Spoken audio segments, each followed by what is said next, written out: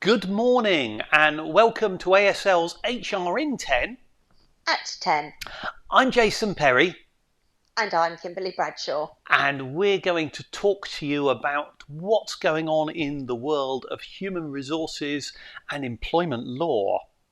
So, Kimberly, I kind of think we ought to talk about, there's lots of articles talking about burnout, and actually particularly in HR, aren't there? Yes, and I think they're absolutely right. As you know, I read an article earlier in the week about, it was talking about American HR people, and I know I'm highly biased, but I don't think they've had anywhere near as many employment law changes as we have.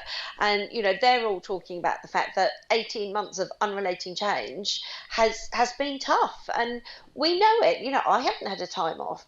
I tried to take 4 days off in May and to spend with my godson and his family, and I ended up working before and after I saw them, so I had a day that was double the length for 4 days. Yes. Well, I know just the support we're providing to our clients. I mean, we run the ASL HR forum each week, and seeing the issues people are feeling on that, and the kind of comments we get back, which are very much about this is almost like a family and a support group in terms of they feel a need for the extra support in order to get through the challenges and changes they're going through. So I really think it's onto something. But I read something else that I thought was fascinating in that. And I don't mean to be alarmist here, but the health experts think we're closer to the beginning of this crisis than we are to the end. So I don't think we're, in terms of the dealing with it and handling the fallout, I think we've got a lot still to come. Yes, I agree. I mean, this has been a short, sharp shock. Well, short in inverted commas, obviously. But, now we need to learn how to deal with it, how to make companies safe for their employees and workers for the long term, bearing in mind that we're likely to be having this permanently going forward. So, I can see the sense in that. But, all this burnout in HR also made me think about that. Our favourite quote about, they better not call HR pink and fluffy after this. Yes. But it made me wonder, how much do people realise what HR's been going on? Yes. Because employees have been affected, leaders have been affected, and we try and support everyone and put everyone else before ourselves. And I wonder if it has been an opportunity for people to understand quite what HR do. I'd hope so. I mean, we did have that lovely comment from I'm trying to think of his name now, Greg from Octopus, who clearly had a slightly different view on HR. I guess there are always one or two that don't see the benefit in that. But for so many organisations, we've seen some of our clients expand their HR team during this crisis. And I think that's probably the consensus feeling is it is adding value, it is improving it, and they've really contributed and paid for themselves this year. So. And we've still had all the normal stuff that goes on day to day going on around us. So absolutely, things like disciplinary grievance and performance issues. So we've had all the normal stuff, which is pretty busy anyway. Plus all the COVID stuff. But us. Totally. I think whilst talking, as it were, about those normal issues and what's going on and what HR is dealing with, I kind of think it's worth a mention of what we talked about last week. This time last week, we said, you've heard it here first, Google are talking about implementing pay cuts for people working from home. And it was quite interesting because there was varied reaction to that.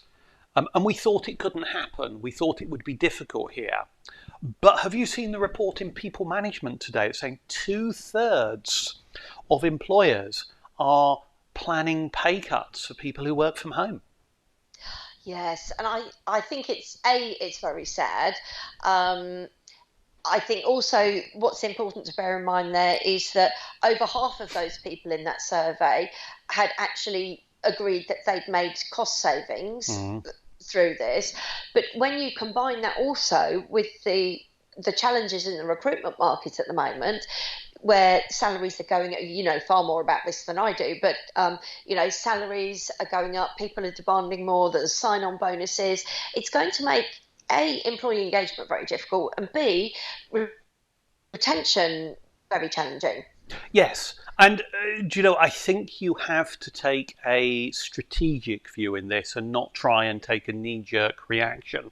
And Yeah. right now, what you need to do is think about how are we a desirable employer, an employer of choice, rather than quick, how do we fill that role? If you're working on how do we fill that role, then you've got the same problem next week, next month, next year. And it's putting a solution into place that's going to make a difference.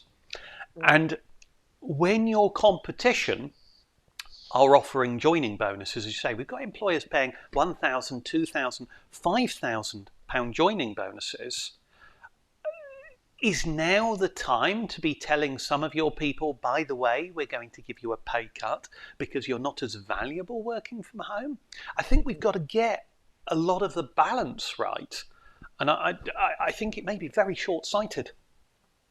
Yes, I mean, if it was me, I would recommend that you give a small pay increase to those that are still wanting to commute, pro-rata to their travel costs, um, depending on how far away from the office they live and what have you. Some people choose to live a long way away, but some kind of recognition. Because the other thing I think I noticed in that survey, and correct me if I'm wrong, but was it nearly 40% said that they'd singled out for a pay reduction all those who were wanting to fully remotely work, whereas they weren't applying that to hybrid workers who did a bit of both. Yes, I'll tell you what the other concern I've got on this one, um, and that is around flexible working requests. Mm. If you actually have flexible working requests effectively linked to, yes, you can have this if you take a pay reduction, we may find flexible working requests perceived as denied and a larger number of claims at just the time when I think the market is moving more to, as I said actually yesterday in our employment forum, I think Forum. I've yeah no Employers actually, do you forum. know, it wasn't then, it was a guest speaker slot I did on Tuesday for the Chamber of Commerce. I was making the Ah, point, yes. I think we're going to be driven to a flexible market by market forces, not by regulation. And I think to make these kind of changes now, it's quite dangerous. But Absolutely, it is. And I'm sure there will be discrimination that lurks out of that going forward as well. yes, I think so. Look, in terms of wrapping up our time slot, let's just quickly bring in one last issue.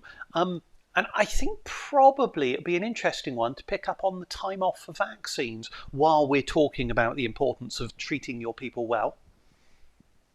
Yes, that has really fascinated me that there is such a huge percentage. I can't remember the figures now, but people that are employers that are not giving their employees time off for their. Oh, sorry, no, they're allowing them time off for their vaccine, but they're not paying them for it. Yes, And for the sake of an 25%. hour or so, Yes. I just think that's very short-sighted. 25% of That's employers it. are not paying for time off for vaccinations. And you come back to this point where it's about how your people feel. It's about how you treat them and look after them. And if what you really want to do is create a safe place, you want to create a perception, clearly a reality as well, but you want to create a perception that you have a COVID safe environment and your people will be looked after and you care for their welfare, then Mm. surely you want to encourage your people to go and take the vaccine.